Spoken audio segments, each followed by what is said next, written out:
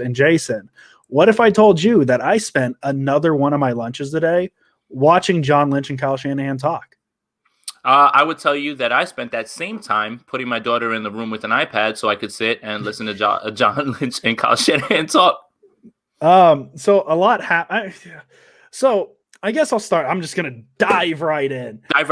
This is one of those press conferences that they said nothing. They said absolutely nothing. But if a certain thing happens on Thursday, Mac Jones getting drafted by the 49ers at 3, that would be that thing.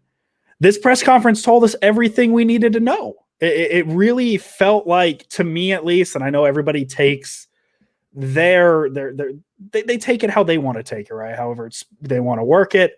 This really felt like the first of maybe a couple of, hey, Mac Jones is the guy, be ready for it.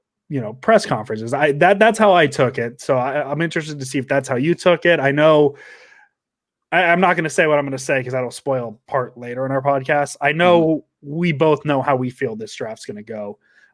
Jason, how did you feel the vibe with the press conference before we get into specific quotes?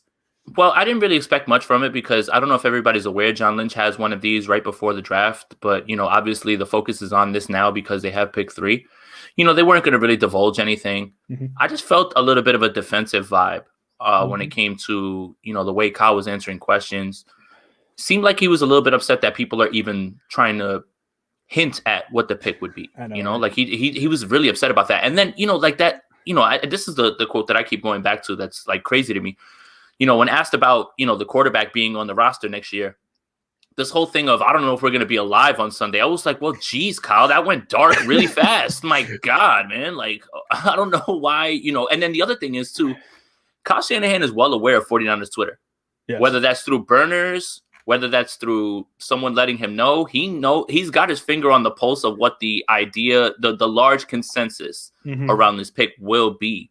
Yeah. And Kyle almost looked like, I don't really care what you guys think at all. And I'm still going to do what I want to do. So whether that fits your narrative of Mac at 3, whoever you want, you can take that either way. But either way, Kyle sounded like he was fed up and he's tired of letting people try to make a decision for him.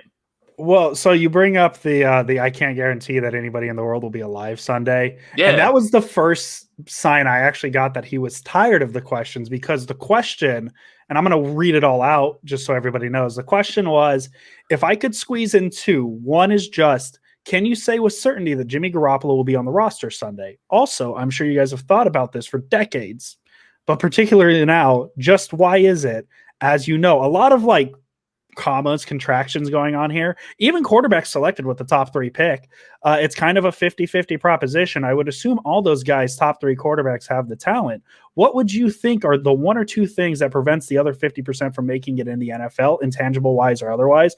And I'm on the 49er web zone. They have a great transcript of what everything was said. And the thing they missed was Shanahan spending a minute going, that question was so long. What was even the first part of the question? Yeah, what was it? What are we? What? And just kind of the way he bounced back to that, he's like, I don't really want to answer this question. That's the vibe I got, which led to the amazing. I can't guarantee that anybody in the world will be alive Sunday, so I can't guarantee who will be on the roster Sunday. So that goes for all of us. And then he goes, second of all, now I've already forgotten your second one. What was it? It was interesting because wasn't this press conference supposed to be just John Lynch until this morning? Right. So it was, but then I feel like all of this stuff came out and Kyle Shanahan was like, okay, now I've got to get out there and say something as well too. There's something about what's going on right now that's rubbing him the wrong way. Either he's upset that someone's nailed it, or he's just upset that people think he knows what he's going to do. Either way. Yeah, I really hope what it was is he shaved his beard this morning. Because Cool Kyle is the one with the beard who's going to be friendly, like the previous press conference where he. Do you notice the two? He's like, "Hey, I would swipe right on Kirk Cousins on Tinder." Absolutely, yeah, I would. And today he shaves the beard, and he's just like, "Yo, I don't want to do this." So maybe beard Shanahan's cool. It's like good cop, bad cop in one. Dude, watch that press conference. Watch this press conference. Yeah, 2 completely different vibes. the first one was glowing, happy. And this one, he was so much on edge, man. It's so crazy to see that. And I don't know if it has to do with the beard. I'm much happier now that I have a beard. People show me a little bit more respect. People think that I'm a little bit older. So I get that part. When it's gone, everybody starts to ID you again. You can't get a drink at a bar or anything like that without being hassled. So I understand that. Maybe it was the beard. Maybe it was the beard that's got him in a bad mood. I can't guarantee that anybody in the world will be alive Sunday. That is such a, honestly, I love that quote so much. I get what he was trying to say is that you can't predict day to day, but why did you say that like you were Thanos? Like, I don't understand that. Like, he started talking in like a Thanos monologue, and I was just like, Kyle, what's going on, buddy? Are you all right, man? Everybody always asks, who's the pick at 3? Not, how are you, Kyle Shanahan? How have you been? Listen, man, if you close your eyes and I said, okay, we are listening to a true crime podcast, we're listening to Last Podcast on the Left or My Favorite Murder, whichever one, and you close your eyes and I'm going to read this quote, I can't guarantee that anybody in the world will be alive Sunday, so I can't guarantee who will be on our roster on Sunday. Like, I just feel like that is a quote that, like, some serial killer has said at some point. I can't guarantee you that anybody in the world will be alive. Like, it's such a good quote, and I love it. Like, I am mocking this because I love it so much. Like, it's a very good quote. I didn't expect him to get all philosophical and dark on us, and I love it. I think that's part of what I like about Kyle Shanahan so much is every so often, because like we work, we know about Bill Belichick and how quiet he is and how we kind of just picture him being a robot. And every so often things Kyle Shanahan does, like Lil Wayne's my favorite rapper, or we're all going to be dead on Sunday. It's just like, oh, he's kind of a normal person too sometimes. So it's, can we just spend the whole time talking about that one quote? That one quote was insane. It was crazy. It started to make the rounds. It's like I thought I didn't hear it correctly. Yeah, and I remember what he was saying. I remember the context he was trying to use it in. It's just, man, why did you choose that? And that leads me to believe that he was a little upset, because that comment seemed off the cuff and he seemed flustered. The 49ers have, let's just be frank, during his time, put up some really bad games. He's never been that upset or defensive after his team got railed on or anything like that. But this press conference, for some reason, had him hot and bothered, man, honestly. And it was weird, honestly. Yeah. Okay. So we'll stop talking about being alive on Sunday or not. As fun as that is, we'll be fine. You guys are going to be alive on Sunday. I trust me. Let's talk about some of the actual things that he said that I kind of took away. The very first question, you guys are going to take a quarterback with the number 3 pick. That may be a really popular choice with the fan base, may not be a popular choice. So you guys pay attention to the pulse of the fans, kind of asking that. They did everything great. I thought they answered it. And that's one of the things I like most about John Lynch is his media background. He knows how to answer questions like that. Where it gets really interesting is Kyle Shanahan kind of starts, fans' perception, blah, blah, blah, blah, blah. He started talking about, the pick at 12. And then the quote that I stood out most to me. Everyone thinks you did it right, but we made a decision in this process that we felt we needed to get a starting quarterback this year and add that to our team. And I understand that later on in this press conference, he kind of backed off on that, kind of talking about Garoppolo being here and how important it is. But for the very first question for you to come out and say, we felt we needed to get a starting quarterback, not just a quarterback. And he said it a few times. A starting quarterback. Yes, it looks like he said the word, and this is just a soft search. He said the word starting 1, 2, 3, 4. Yeah, he said the word starting a lot. But like even two, not trying to be specific, but I guess I will be. What do you like about Mac Jones? Quote, I like that him, along with 4 other guys, I think is very capable of being our starting NFL quarterback and capable of winning with, not a starting NFL quarterback, specifically possession, our starting NFL quarterback. So, Jason, I'll leave it to you. What the phrasing of starting quarterback, what does that mean to you? And as I said, I know he walked back a little bit on it later in the press conference, but for it to be the first thing that came out of his mouth about the position, what do you think? First press conference, he slipped up and said starting quarterback, had to pull it back. This one, it immediately comes out. Do not tell me that that rookie is not starting first day one. Okay, yes. Let's just clear that up. Okay, That's not it. That's the Freudian slip. The first time it happens is a Freudian slip. When you say it 5 times after, you mean it. That's it. Mm-hmm. That's it. Okay. That. 2. 5 guys? Trevor Lawrence?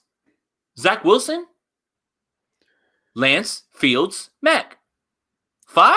So that means you 5. think that Trevor Lawrence, there's a shot at him? There's a shot at Zach? So that's the thing, too. So while he kind of fanned the flames on the Mac Jones stuff, he also kind of stayed away from it all by saying the 5 guys, honestly.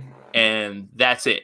It's just, I don't know, man. He just seems so on edge. And I don't know if that's a good or bad thing. I think that maybe somebody has figured out what the move is, and he doesn't like that. He likes to keep everybody in suspense. But that's the vibe that I got from him, and just go back to, like I said, the first press conference and this press conference. Totally different tones, totally different moods. I don't read body language, but there was one question that they asked him, and he was like, yeah, well, I don't, yeah. And I'm just like, dude, chill, sit still. Are you okay? Like, and that's what's, I mean, I'm not a body language reader, but for a guy who's always calm and cool, and I think Akash tweeted this because he's covered press conferences before, Kyle looked like this. Like, and I'm like, what are you doing, dude? Yeah, this is a good question. Yes. Thank you, Matt. Thank you for the donation. Why didn't someone ask if there's a leak? That probably would have sent him over the edge, honestly, if you asked that. Yeah. Honestly, that probably would have sent him like crazed. Yeah, that's one of those where, like, if you ask it, you kind of know what answer you're gonna get. Like, they're not gonna be like, oh yeah, there's a leak here. Like, that's one of the things. You mentioned his body language. One of the things I noticed in terms, and I agree with you on it doesn't look like you want to be there. Kind of near the end of it, they have, I don't know who's doing it at this point. I don't know if it's obviously not Bob Lang, the person who says, hey, couple more questions. Couple more. He's nicer than Bob Lang, apparently. And one of them was, a couple more questions, and then there was like a 5-second pause, and you could see Shanahan like grab his coffee and start to go, and then somebody asked the question, and he had to set it back down, answer the question. The second they said, "Okay, we're done," 4:40 time, he was out of there. So he definitely didn't want to be there. So I don't know if it was he was annoyed somebody guessed something right. He has to even talk about it again because he pretty much said what he said last time. He didn't say anything different. Jason, you got a point. I see you raising your hand. I like it. Yeah, I wanted to do that. One more thing that I found that I thought was interesting. When John Lynch was talking about the process, right, the evaluation process, he says, well, yeah, you know what? Kyle's the genius, though, so I always defer to him. Are you trying to make sure that you stay out of the way of what this pick is, just so your head's not on a pike at the end of this because of the decision? Felt like John was giving himself an out right there to say, listen, man, I have thoughts. I have who I think. Ultimately, I'm going to defer to Kyle, as almost saying like, dude, if this doesn't work, don't come blame me. Yeah. Honestly, that's what it felt like. It felt like him just saying like, boom, like here, like, look, and look, I'm not trying to give anybody doom and gloom, but it felt like they were trying to prep people for an unpopular decision. Well, so let me play devil's advocate to that point. Yeah. And I agree with you, actually. I got that vibe too, but let me just play devil's advocate. John Lynch, Hall of Fame safety, a defensive guy. Kyle Shanahan, very well known for his offensive prowess, understanding of an offense, knows the perfect guy for his offense. So that could even be a thing that, like, hey, if there's a defensive guy, if we need a defensive guy in the first round, John gets that pick, where if we needed an offensive guy, Kyle. So I could see that being the case too. Another thing I wanted to mention, you said it earlier regarding when he was specifically asked about Mac and he brought it back to the 5 other quarterbacks, and you saying, hey, that could mean, it's not Mac. He wants to bring the attention to everybody else. I'm going to play devil's advocate on that point because I agree with you on that he was trying to bring it back to the 5 other quarterbacks, either A, to say, hey, it's not Mac, or B, to say, well, it's Mac and we don't want you guys to know. The other thing that I took as the pick is Mac, and I'm not saying that the pick is Mac, is him kind of saying, and I can't find the exact quote. He said, we traded 2 picks to get him. I know some people say 3, but we traded 2 picks to get him.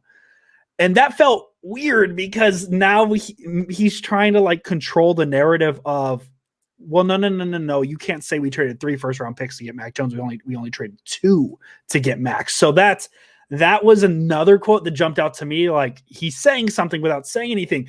And we're kind of proving my point here, Jason. We've talked about all these quotes and we've said both sides of every quote. These quotes mean nothing until they mean something, and they mean something until they mean nothing. And that's all it is. We can talk about every single quote, every single sentence in this, and we're going to take a million different ways. And I think that's kind of the point, is to confuse everybody. Yeah. And then, and then the other part that really like throws a monkey wrench into everything, and I see it in the comments, is good call by Jamal. Drew Brees, you want Drew Brees with Lamar Jackson's legs? Well, I'll tell you what. In my very amateur quarterback analysis, that is not Mac Jones. Okay? So I don't know if take that, for the Fields people or for anybody else or for the anyone but Mac train. That one doesn't jive with me. That one doesn't sit correctly. If that's what he meant, if he meant Lamar Jackson's legs on Drew Brees' body, that's not Mac Jones. It's not. So, just saying. No. Just saying. And it's very interesting because this is the second time, because I believe he hinted the last, he said something, and I forget the exact quote, the last press conference, he said something along the lines of, you want somebody who can move back there now. You want somebody who can make those off schedule plays. And that also felt like, when he said it previously, kind of a shot at Jimmy's not the guy. But, and even today, like, when you close your eyes and picture Drew Brees with Lamar Jackson legs, you don't exactly picture Jimmy Garoppolo in that either. So it's another one of those, like, hey, what we have right now isn't working. And I'm really at a point where I don't believe. Wait a minute. Go ahead. Nobody has Lamar Jackson's speed. Justin Fields runs 4.4. Ignore that. Sorry. Yeah, we're good. Sorry. We're good. Sorry. All right. My bad. We're good. So yeah, I'm after today, I really am more convinced that it just to shift it from, the quarterback draft talk to the current quarterback on the roster. I've become more and more convinced that Garoppolo likely isn't on this roster in the coming weeks, maybe even coming weekend. To me, it wouldn't make sense to have him on the roster after drafting a quarterback with the third pick. So that's my view on it, at least. I don't know if you agree on that. I mean, honestly, what we can agree on is that this press conference didn't lead anything to anywhere, honestly. Yeah. I don't get it. It's just everybody's going to take whatever quote that they want to push their narrative. I say hashtag fits my narrative because I'm being funny on Twitter. But that's what people are doing. When you get something that is going to fit your narrative, you're going to take it and run with it. And thank God it's Monday, because it's almost Thursday. And we don't have to keep talking about this anymore. We don't have to keep talking. Well, as I said in my tweet, like, we're talking about the NFL draft part 1032, which, I mean, obviously it makes sense. The Niners have a very high stress pick coming up. It makes sense we're talking about it, but yeah, it's a lot. It's a lot. It's really becoming its own monster, and we're 4 days away. And what's funny is as I tweeted earlier today, like, we're talking about finally being able to stop talking about this, but like, realistically, the talk only starts with the pick, because whether it's Fields, whether it's Mac, whether it's Lance, whether it's whoever, there's always going to be that comparison going on between those three. So like, if the Niners go Fields and Mac ends up having a good rookie year, where, we're going to have to open that guy and all that fun stuff that we love to talk about. But hey, we're almost there. Draft's on Thursday.